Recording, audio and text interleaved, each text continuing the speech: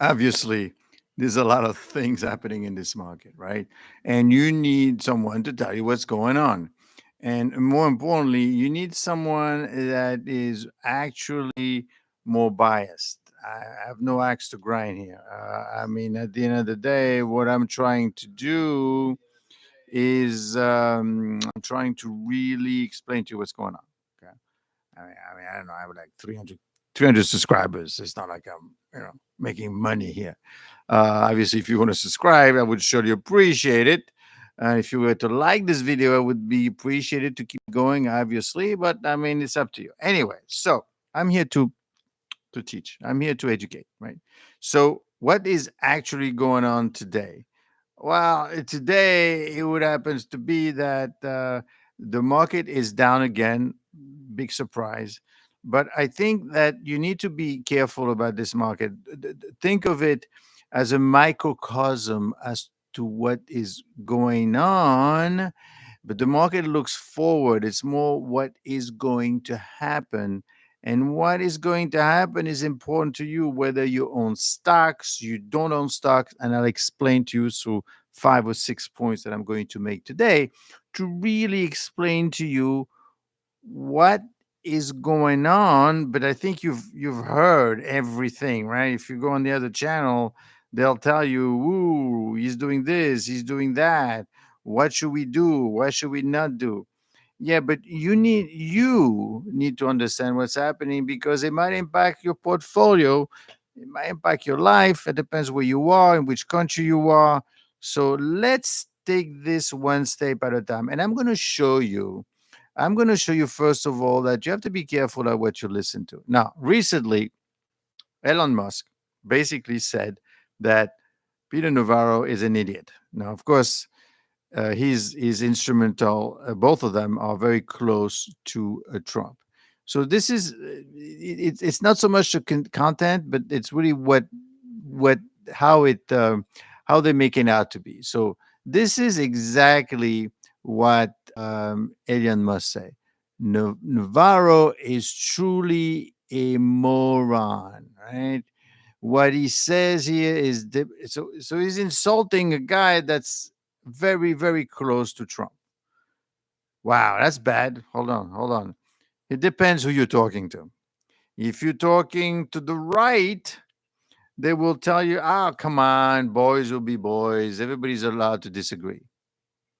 Okay. If you're looking at the left, they will tell you, "You see, even Elon Musk, the smartest person on earth, according to Trump, is disagreeing in terms of the tariffs policy," because that's what they were referring to.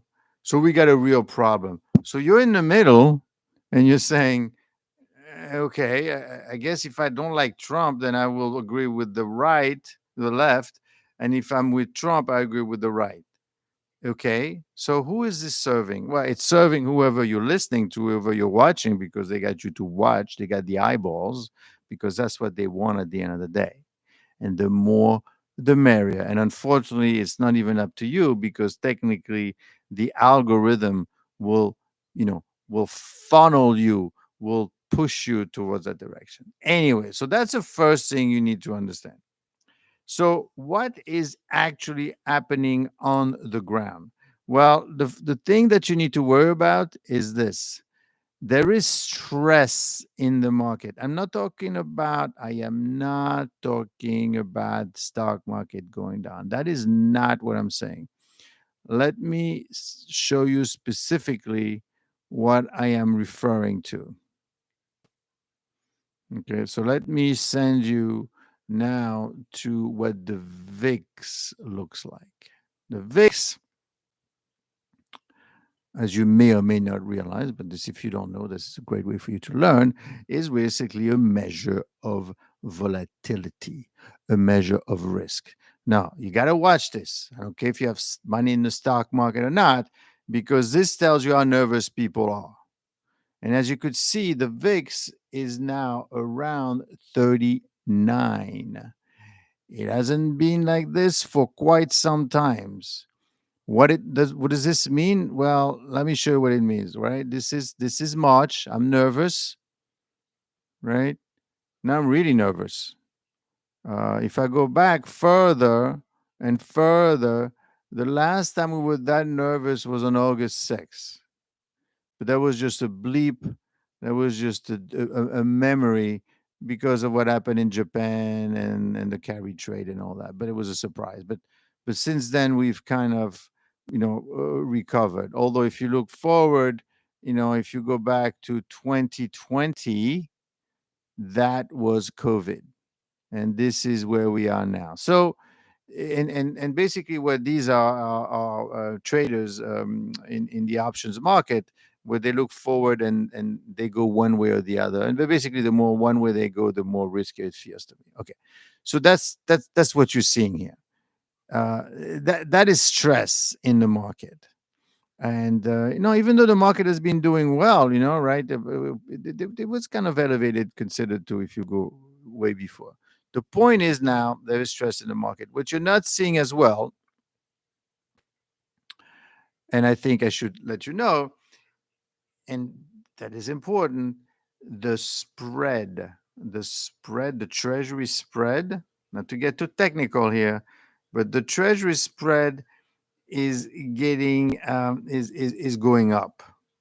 Now, obviously, that's going to impact mortgages. But beyond that, the issue is that we may have issues or difficulties with widening spreads, because maybe it's time to pay up investors. Basically, what happens if you have treasuries and U.S. treasuries by the U.S. government, and you don't want them, and you sell them because you don't want them for whatever reason, then the price goes down and the yield goes up.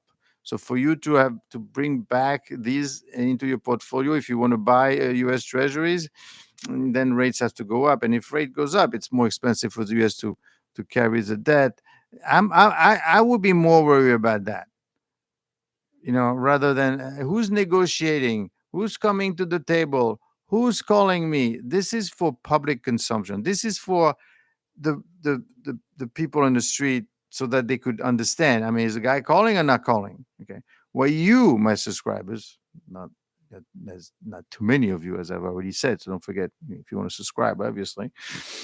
For you, what it means is what's really going on is that there's stress in the market. The VIX is up, and also I have to tell you that the yield is going up. The yield going up means risk is going up. Risk going up meaning that, well, mortgage is going to go, not going to go down, right? And are we having difficulties refinancing the debt? And this is where it doesn't make any sense for now. The dollar is actually losing its value against the euro. Well, but hold on. But if you're paying more money, I would want to hold dollars. Why don't you want to hold my dollars? You got to hold my dollars, right? We don't want it anymore. And that, my friends, is point number one. It's going to be 5 points. Point number one is that's what I believe that the Trump administration is trying to do. You telling these people that they're being tariffed away, you got to start using the dollar. You got to start using the dollar, okay? Because you're not using it anymore. And we need you to do it. And the reason we want you to do it, because I want you to refinance my debt when it's due. Therefore, I want you to buy the dollars, because we're losing ground. And I believe if you look at yesterday's video, I showed you that the dollar was on its was kind of declining a little bit, and not a lot, but right now it's weakening against the euro. So that is not a good thing. Okay. Now, also, what we have, which is a good thing, it's not just all bad things, is the what's going on is the oil is going down. Let's take a look at what's going on in the world of commodities so that I could explain to you a little bit more. Right. So let's take a look at this right here. Right. You see this? Crude oil, 57, down 4.7%, weekly, monthly, year to date. That's good. And this is live prices, by the way. It's good, right? Because now when you go to the gas station, it means that you don't have to pay as much for gas. So, right? Hold on. Because even though the president might say, look, I told you I was going to bring prices down, that also means there's less need for oil. Less need for oil might be and is usually highly correlated to recession. So now you have recession, and that is not a good thing. Not that you have recession right now, but that means that I don't need oil because I'm not going to build anything. So I don't need to drive anywhere, construct anything, build anything, and that's the problem with lower oil production. So although it's going to be good for inflation as measured by, because they use inflation as a measure of, I mean, they use oil as a measure of inflation, so that's good. But quite frankly, it also means that we have slowed down economic activity, maybe. I don't know. Next, number two. Let me show you number two. Okay. So, number two, and that's a good one, is quite frankly, the drop in the market is not a bad thing. I know you're saying, wow, I mean, a guy wants us to lose money in the stock market. Well, what I really want is you to understand what's happening. And frankly, if we look at this measure, which is a measure that you should be familiar with. If you take a look at the P ratio, let's see what's happening to the P ratio, and you will see that this, right? Look, we are at 31.25. That's how much money basically investors are willing to spend $31 for every dollars of earning. While in 2010, they were willing to spend about $14. Now they're spending $20. Why? For the same dollar of earnings. Doesn't mean that they're making more money. It just means that for the same amount of dollars earnings, they're willing to spend more money. Why? Well, because it's valuation. And look what happened here. Because the expectation is growing. And look what happened the last time we were at 40. Okay, we dropped because that was a 2008, 2000 crisis.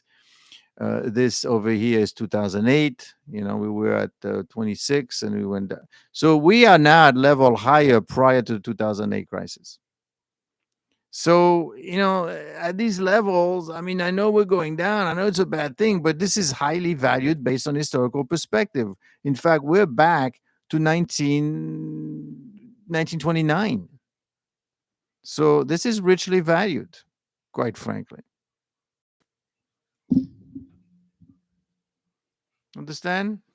Right? So a drop in the market could be viewed healthy at this point. So it's not a bad thing.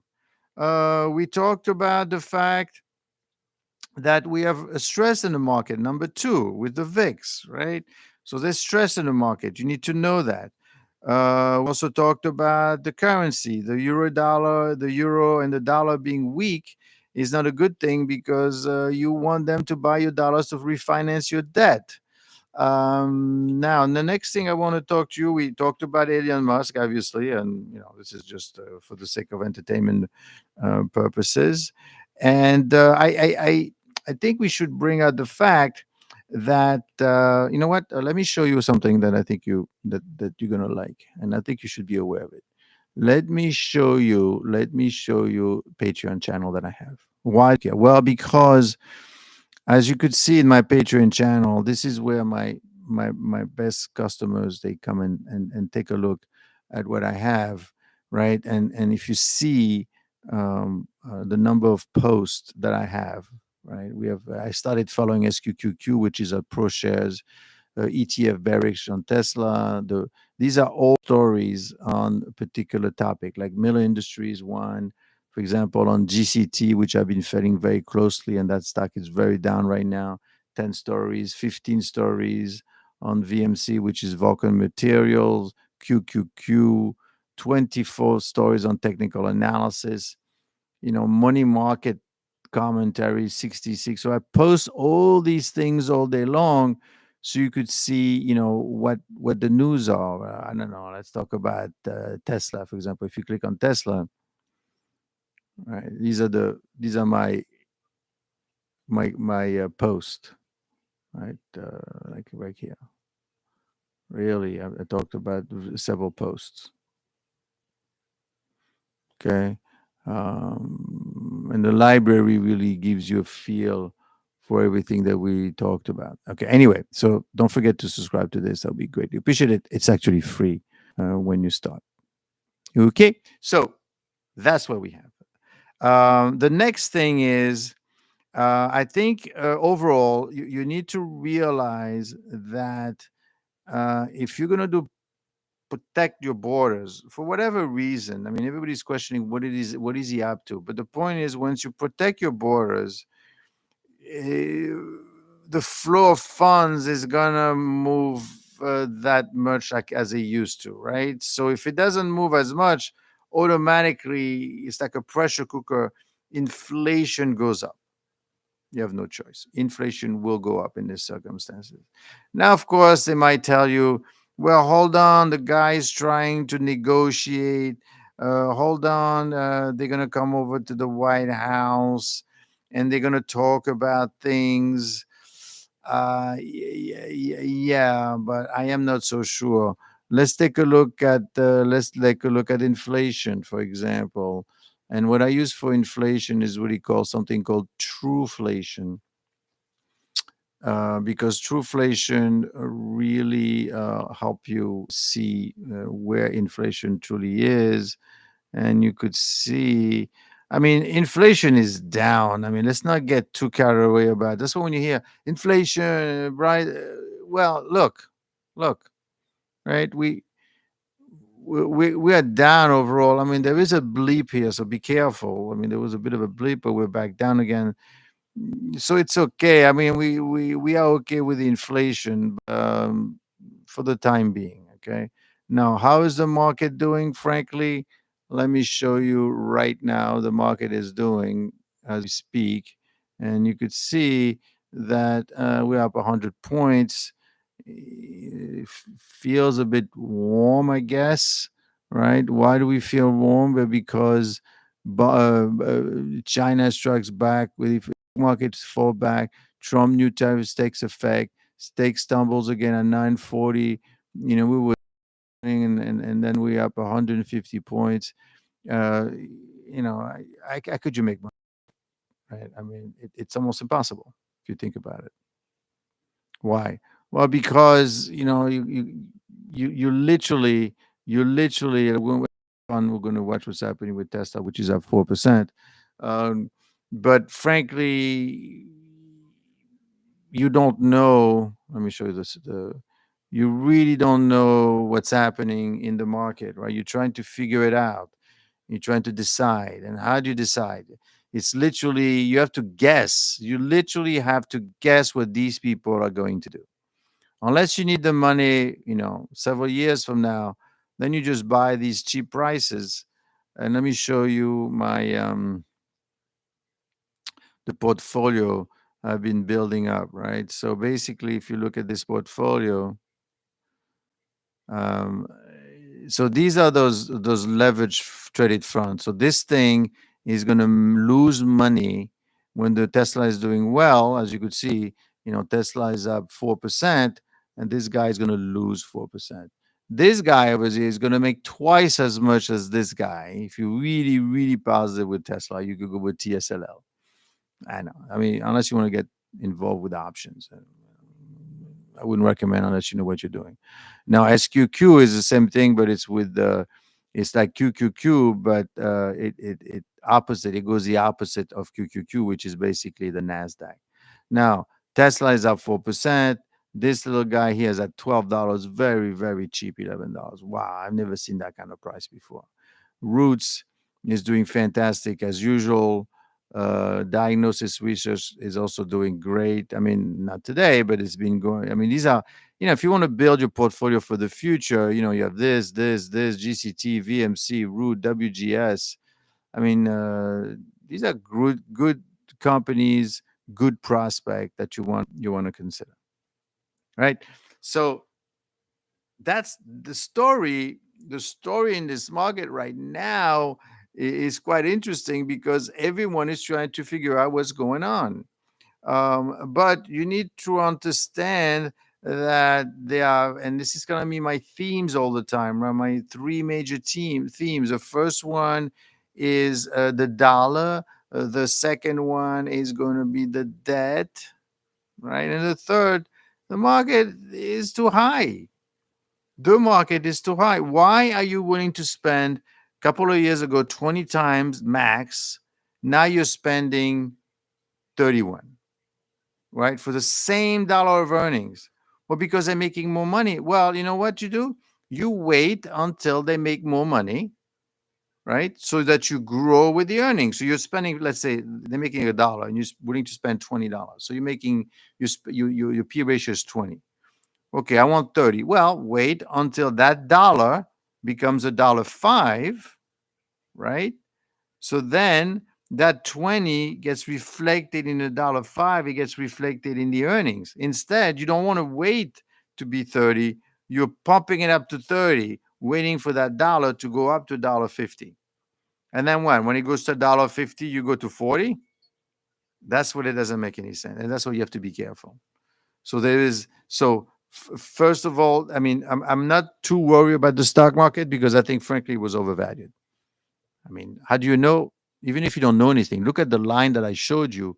We are literally at the same level of 1929, and we all know what happened in 1929, right? The only time we were above is the dot com bubble.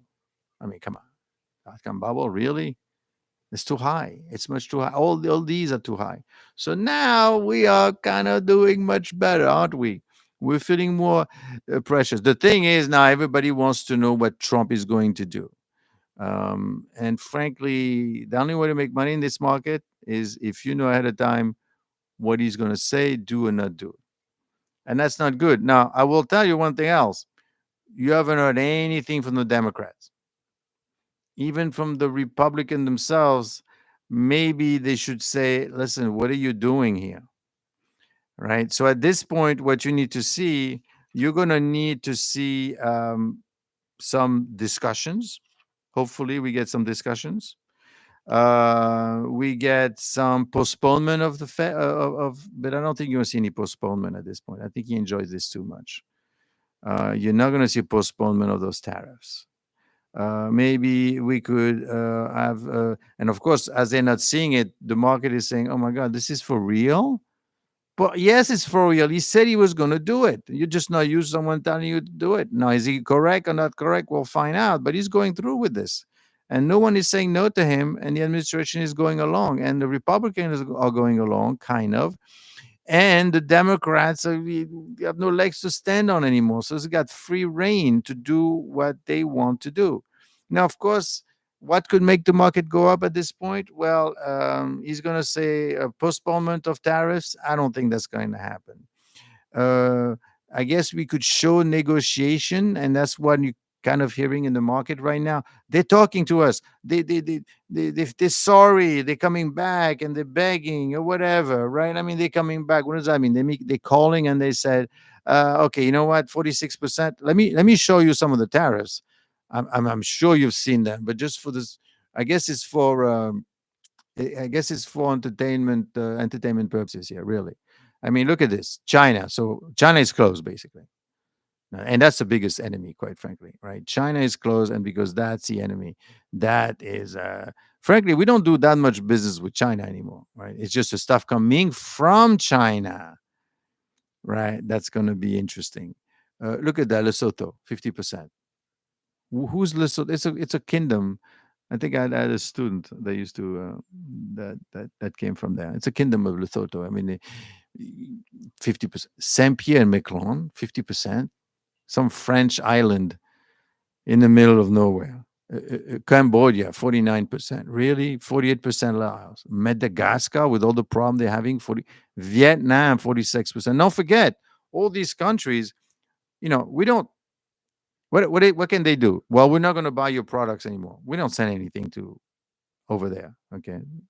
But they do export a lot of stuff to the US, all these countries, all these Mauritius, Great Island, 40%. Okay, so these people, this is basically the textile manufacturing, the one that I mentioned recently. We're trying to bring it to the US. We don't want it anymore. Or if you're going to bring it, you're going to make a lot less money. What, you don't want to buy our stuff anymore? Yeah, I used to, but now, the reason I bought so much stuff from you is because I borrow a lot of money, and this is time for austerity. That's the other theme that needs to come through this process. That the US really wants to stop borrowing money to buy all these things. Well, you're not buying from us anymore? No. So what do you think these people are going to say when they pick up the phone? What do you think Vietnam is going to say?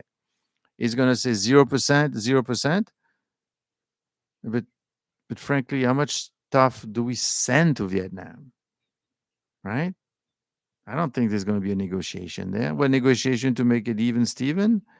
Do you actually believe that the reason they're being taxed or they're being tariffed is because of the fact that they are using, that they're not being fair to us? What does fair mean? I don't know. I slap you in the face. Does it hurt? No. How about now? Does it hurt? Oh, now it hurts. It would depends who. You could slap a baby and it would kill it. So the point is, it's all a measure of degree. So when he says that, we're in the process of, they're not fair, that might not be the real reason. We just want the 46%. I'm sorry. Okay. And if you don't want to send it to us, that's fine too, because we'll just make it in the US. Maybe we should start making our own clothes in the US. Maybe we should start making our own cars in the US and sell it to the American people. The only thing is, when we start talking like that, like I said before, that is protectionism. That means higher inflation. Things are going to cost more money. We all going to have jobs, but things are going to be more money. You can't have it both ways. Okay? Reunion 37%. Come on. See what's happening? Is a lot happening, and it's very complicated, and you need to understand it. But I think the big theme, one, the dollar is weaker. I think he's trying to prop up the dollar, telling these people you got to start using dollar. Two, the market is overvalued. Kind of knew that all along. Three, you have to understand that we have $37 trillion. We cannot borrow anymore. It's time for austerity. This is kind of the message he's trying to tell people. But the only thing is, if he picks up the phone, and he starts calling people and go online and say, the dollar is too weak. We're losing ground. He kind of said it at the beginning, that kind of talk. Two, the market is overvalued. Nobody wants to hear that either. Three, we owe too much money. Nobody wants to hear that either. So that is something to think about. Okay. So hopefully this helps you today. Hopefully you learn something. And hopefully you'll be careful, because who knows how it's going to impact us. And let's see what happens next. And don't forget, every day I post a video at 7 a.m. EST Central EST time.